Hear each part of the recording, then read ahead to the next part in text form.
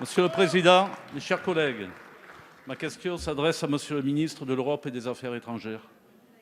Tout au long de l'année 2020 et en ce début 2021, Monsieur Erdogan a démontré sa capacité de nuisance par des provocations à répétition à l'égard de la France et de l'Union européenne.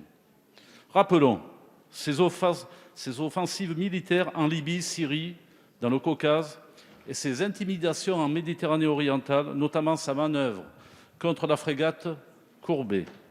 Rappelons qu'Ankara a décidé de se retirer de la Convention d'Istanbul contre les violences sexistes. Rappelons qu'un procureur turc a réclamé 4 ans de prison contre des collaborateurs de Charlie Hebdo. Rappelons aussi que l'association turque Miligorus, qui a refusé de signer la charte sur les valeurs de la République, construit à Strasbourg la plus grande mosquée de France. Face à ces affronts, de nombreuses questions se posent sur les faiblesses et l'inefficacité des réactions de notre pays dont profite Ankara. Je pourrais aussi poser la question sur le Qatar, dont l'influence s'étend non sans conséquences. Rappelons qu'au Sahel, là où notre armée est déployée depuis 2013, où sont morts 55 de nos soldats.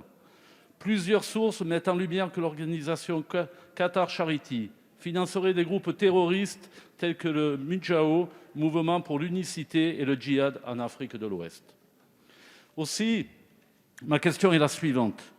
Quelle est la véritable position du gouvernement français vis-à-vis de ces pays dont les influences extérieures sur l'islam en France et les implications dans le terrorisme international mettent en danger notre stabilité, nos valeurs et nos intérêts? Merci, cher collègue. La parole est à Monsieur Clément Beaune, secrétaire d'État auprès du ministre de l'Europe et des Affaires étrangères. Monsieur le Président, Mesdames et Messieurs les députés, Monsieur le député Boucher, vous nous posez une question importante sur la position française à l'égard de la Turquie. Je veux être très clair, c'est une position de fermeté sur laquelle nous avons progressivement fait bouger l'Europe. C'est la France et c'est le Président de la République qui, au début de l'année 2020, ont dénoncé les pressions exercées sur la Grèce à la frontière, à notre frontière, exercées et organisées par le Président Erdogan. C'est le Président de la République qui a pris l'initiative cet été, avec 3 de nos partenaires européens, d'organiser un exercice naval en Méditerranée orientale pour démontrer notre présence et notre fermeté. Vous le savez, des négociations européennes se sont engagées à partir d'une position, d'un consensus qui n'était pas celui de la fermeté au départ, à l'automne dernier. Et nous avons amené l'Europe vers cette ligne de lucidité, d'unité et de fermeté à l'égard de la Turquie au Conseil européen du mois de décembre 2020, en donnant une alternative extrêmement claire à Ankara. Nous ne cherchons pas l'escalade, mais nous défendons nos intérêts. Et c'est à la Turquie de nous dire si elle est prête à donner des signaux d'apaisement et de désescalade. Vous avez cité un certain nombre de sujets ou de théâtres dans lesquels cette influence se manifeste, la Méditerranée orientale, la Libye, la Syrie, et nous l'avons vu dans d'autres opérations autour du Caucase ces dernières semaines. Choisir cette désescalade et donner des signaux d'apaisement clairs, ou choisir de rester dans cette posture agressive, et l'Europe sera prête à y répondre. Nous avons préparé un certain nombre de mesures, y compris de sanctions, qui sont activables si besoin.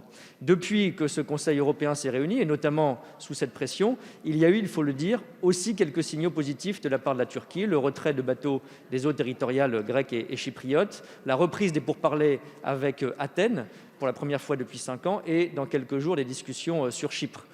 Prenons ces signaux comme des signaux positifs et voyons aussi ce qui s'est dégradé, car il faut être lucide. Vous avez cité le retrait de la Convention d'Istanbul, que nous avons condamné.